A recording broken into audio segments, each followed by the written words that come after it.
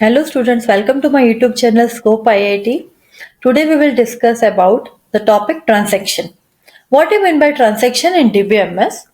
A transaction is a single logical unit of work that involve one or more database operation such as reading, writing, updating or deleting the data.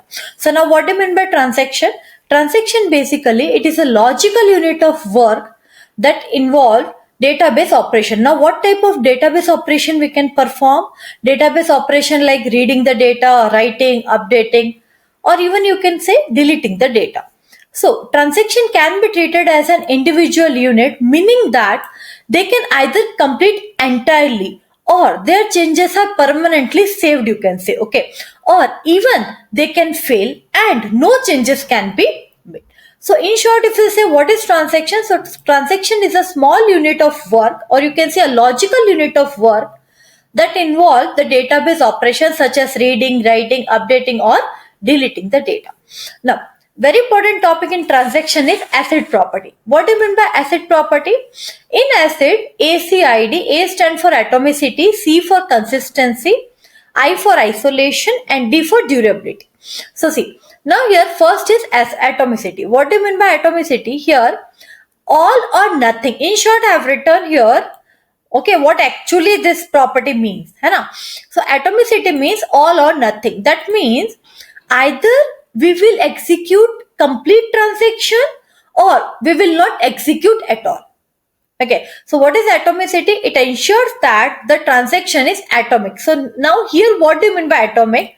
It means that either the entire transaction is completely executed or it will not execute it at all. If I'll give a basic example, for example, if I'll start one subject, okay, then I will only complete it. I'll not leave in the middle.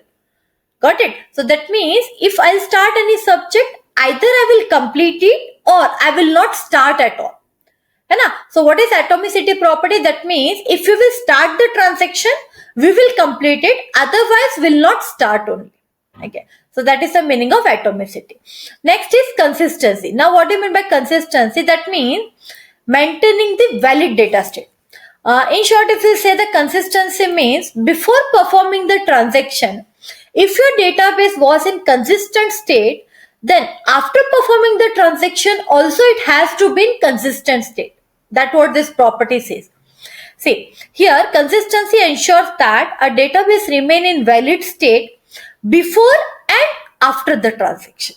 Okay, then even it guarantees that any transaction will take the database from one consistent state to another consistent state, maintaining the rule and constraint defined for the data. Okay, so what do you mean by consistency? Consistency means if before performing any transaction, if your database is in consistent state, then after performing transaction also it should be in consistent state. Next is isolation.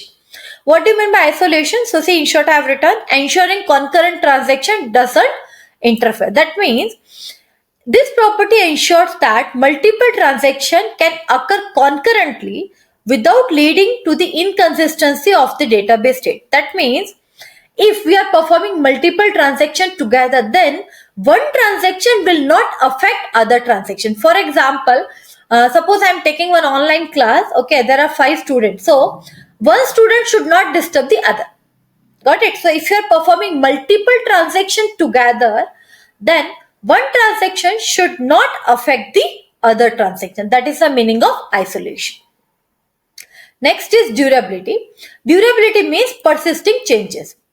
This property ensures that once the transaction has completed execution, the updates and modification to the database are stored in and returned to disk and they persist even if the system failure occur. Okay, so that means whatever transaction we have performed, okay, once our transaction is completed, okay, or even you can say updated or modified, okay, so once if we have completed our transaction, after that even if any failure occurs, okay, still our data is secure. Okay, so that means still our data is durable. That means persisting changes. For example, after successfully transferring money from account A to B, the changes are stored on the disk even if there is a crash immediately after the commit. Okay, so once we have transferred the amount from account A to B, after that immediately if any problem arises, still our transaction is secure. That means still we are having the data, information about our transaction. So that means we can even transfer the detail, will still the intact that when the system recovers, ensures durability. Okay. Next topic is transaction state. So basically there are six different types of states available in transaction: active state, partially committed state, failure state, aborted state, committed state, and terminated state. Okay. Let us see one diagram. See, this is the diagram of different states in transaction.